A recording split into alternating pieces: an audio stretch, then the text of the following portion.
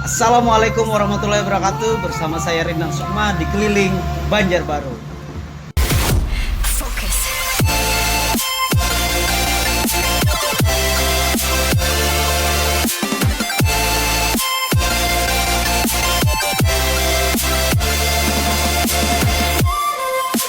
Kali ini saya sudah bersama Bang Aryon Prima Benu. Beliau adalah seorang public speaker, motivator, dan pelaku usaha juga. Salah satu usaha beliau adalah kebab Al-Patih. Nah, kebab Al-Patih ini ada beberapa cabang ya Bang. Kalau di Banjarbaru ada di mana aja Bang? Banjarbaru ada 2 di Panglima Batur, outlet kita yang utama 1, utama di Intan Sari Bang. Di Intan Sari. Di Intan Sari. Oh, di Intan Sari yang depan Alfamart itu Iya, ya. betul, Bang. Yang Jalan Kuyau itu ya. Iya. Lagi sibuk apa nih Bang? Ya, aktivitas sehari-hari selain jualan ya juga saya bantu teman-teman ada aktivitas di bidang lain kayak gitu. Oh ya. Di komunitas juga. Iya, komunitas TDA ya. Khususnya TDA sih ya. TDA ya. TDA sudah menyatu di dalam darah beliau ini. Bang, kebab ini kan makanan alternatif ya, karena dia mengenyangkan itu tadi. Dan belakangan ini banyak produk-produk yang sejenis yang mulai bermunculan. Kenapa Bang Aryon jadi memilih kebab? Sebenarnya cerita awalnya sih udah lama Bang ya, dari tahun 2010. Betul. Ya, jadi dari 2010 itu waktu masih kuliah itu Bang di teknik saya udah ngerintis jualan kebab gitu. Jadi pagi sampai siang sore itu kuliah, sorenya sampai malam saya jualan kayak gitu. 2010.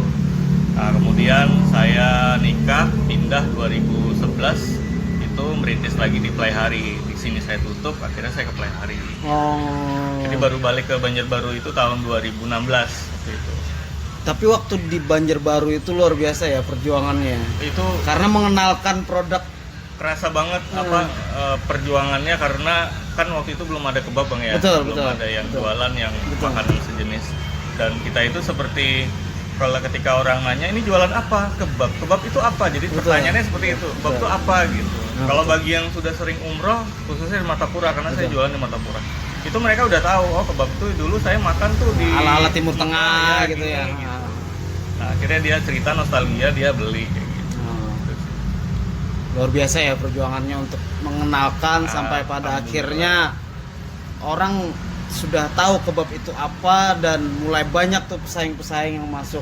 Iya, Ah, bukan pesaing sih, kalau saya lebih mitra. Mitra, benar, Karena benar. mereka yang membantu untuk memperkenalkan produk yang sama. Ya, dalam artian pesaing bersaing secara sehat Ya. gitu kan, saling mendukung kualitas Ya. gitu kan. Bang Aryon, kebab Ya. Al-Patih ini kan banyak cabangnya dan banyak juga usaha-usaha Bang Aryon yang lain. Bagaimana menjadi seorang leadership, menjadi seorang pemimpin dalam sebuah perusahaan yang memiliki karyawan untuk menjadi tim yang hebat? Seperti apa Bang? Iya, barangkali mungkin beberapa pengusaha lain juga memiliki cara-cara yang sendiri ya, berbeda yang mungkin daripada saya, dan mereka lebih hebat. Tapi kalau misalnya saya sih ditanya seperti itu, bagaimana caranya sih? Yang pertama sih dimulai dari SDM gitu. Jadi Sumber kita daya sudah manusia. punya kriteria-kriteria yang mau kita cari, itu yang pertama. Yang kedua adalah kita punya SOP sendiri Bang. SOP. Ya, jadi ada standar operasional pekerjaan bagaimana yang kita akan lakukan gitu buat karyawan untuk bisa diduplikasi bagaimana gitu. Betul, betul. Nah, yang ketiga sih dimulai dari owner sih yang paling penting ya. Jadi owner itu dia harus punya rasa percaya diri, kemudian keberanian untuk mendelegasikan pekerjaan-pekerjaannya. Karena kita juga nggak bisa bekerja sendiri Bang. Sebenarnya Betul. kita juga bukan siapa-siapa. Gitu. Betul, betul. Tanpa karyawan kita bukan siapa-siapa, nggak ada apa-apanya gitu. Ya, Betul. makanya kita akhirnya kalau kita ingin besar ya kita harus bikin tim. Betul, bikin Nah, tim. dan itulah solusi supaya kita bisa membuka cabang itu di beberapa titik akhirnya. Betul, betul.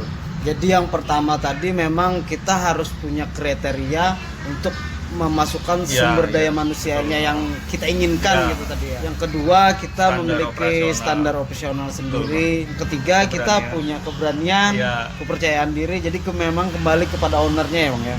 Mantap, luar biasa ya. Nah, ilmunya kali ini. Terakhir nih Bang, pertanyaan terakhir. Konsep rezeki menurut abang seperti apa?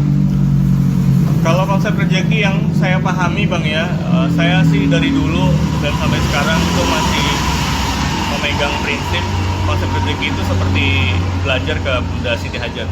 Jadi waktu Bunda Siti Hajar itu sudah melahirkan anaknya Nabi Ismail, kemudian ditinggalkan oleh Nabi Ibrahim di suatu padang tandus yang kita sekarang kenal Mekah.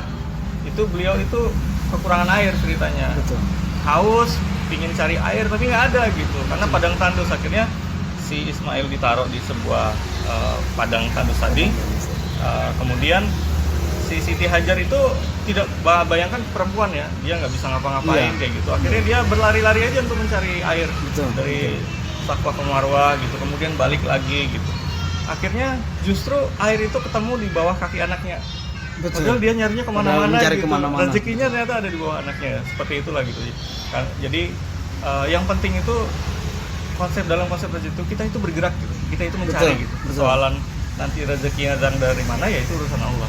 Kita ikhtiar, namun kita tidak bisa memastikan atau menentukan, Allah juga yang Iya, menentukan. betul Bang, seperti itu. Itu tadi sekilas bincang-bincang dengan Bang Aryon. Semoga bermanfaat dan terima kasih buat Bang Aryon Oh iya, sudah mau sama-sama, Bang berbagi. Rita. Jangan lupa like dan komen untuk yang sudah menonton. Assalamualaikum warahmatullahi wabarakatuh. Waalaikumsalam.